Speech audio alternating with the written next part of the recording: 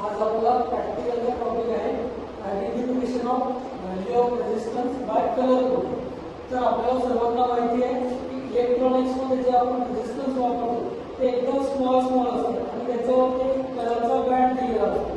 त्या कलरचा बँडवरून आपल्याला त्याच्या रेझिस्टन्सची व्हॅल्यू ठरवायची असते। तर तो रेझिस्टन्सची व्हॅल्यू ठरवण्यासाठी आजचा जो प्रॅक्टिकल आहे आपला त्यामध्ये आपल्याला determine the value of resistance by colour code. तर त्यासाठी आपल्याला एक मल्टीमीटर लागेल, त्यानंतर व्हेरियस टाइपचे कार्बन रेझिस्टन्स असतात ते लागेल। त्याच्या अगोदर आपल्याला त्या कलर बँड्स असतात त्या कलर बँडच्या व्हॅल्यू माहिती असणे आवश्यक आहे। तर त्याच्यानुसार आपल्याला वेगवेगळे कलर दिलेले असतात। तर पहिला कलर असतो ब्लॅक, त्यानंतर ब्राऊन, त्यानंतर red, orange, yellow, green, blue, violet, grey, white, grey, gold आणि सिल्वर अशा टाइपचे त्याच्यावर कलर दिलेले असतात। तर जे ब्लॅक ते ग्रे व्हाईट पर्यंत जे कलर आहे त्यांना एक विशिष्ट व्हॅल्यू असते जे असते ब्लॅकला 0, त्यानंतर ब्राऊनला 1, त्यानंतर रेडला 2 अशा पूर्ण 9 पर्यंतच्या व्हॅल्यू असतात व्हाईट पर्यंत।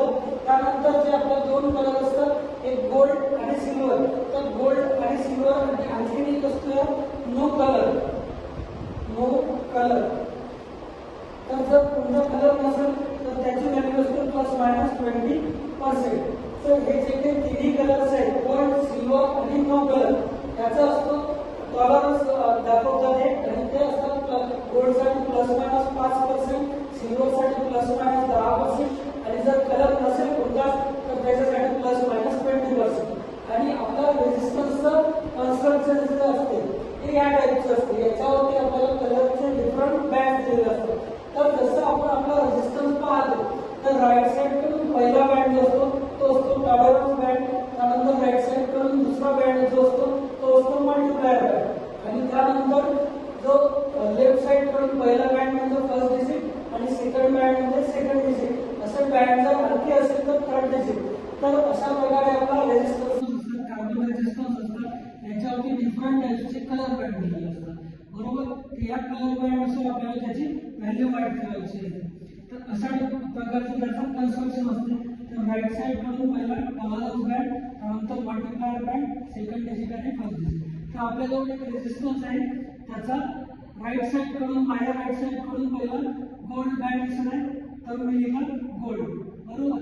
त्यानंतर माझ्या राईट साइड कडून दुसरा बँड आहे रेड तर मी लिहिला रेड। त्यानंतर रेडच्या बाजूला आता लेफ्ट साइड कडून पहिला कलर आहे तो ब्राऊन आणि त्याच्यानंतर दुसरा कलर आहे तो ब्लॅक। तर आता याच्या कलर कोडिंग नुसार आपल्याला व्हॅल्यू ठरवायची आहे। तर पहिला ब्राऊन साठी किती कलर आहे आपल्याजवळ, कोड आहे 1 तर मी 1 लिहिला। त्यानंतर दुसरा ब्लॅक साठी आपल्याजवळ आहे 0 मी 0 लिहिला। त्यानंतर तिसरा बँड जो आहे तो मल्टिप्लायरचा बँड आहे। मल्टिप्लायर साठी आपल्याजवळ रेड कलर आलेला आहे, बरोबर। रेड कलर म्हणजे 10⁻³ म्हणजे 10⁻², म्हणजे 10 गुणिले 10⁻²। आणि चौथा बँड आहे आपला गोल्ड म्हणजे गोल्ड साठी टॉलरन्स येणार ±5%, बरोबर।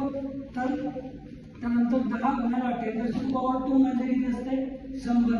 10 गुणिले 100 म्हणजे त्याची व्हॅल्यू आली आपली 1000, बरोबर। 1000 म्हणजे त्याला आपण 1 किलो ओम लिहू शकतो आणि त्याचं टॉलरन्स येईल ±5%, बरोबर। तर अशा प्रकारे तुम्हाला सुद्धा विविध रेझिस्टन्सची व्हॅल्यू कॅल्क्युलेट करायची, करता येईल, करा।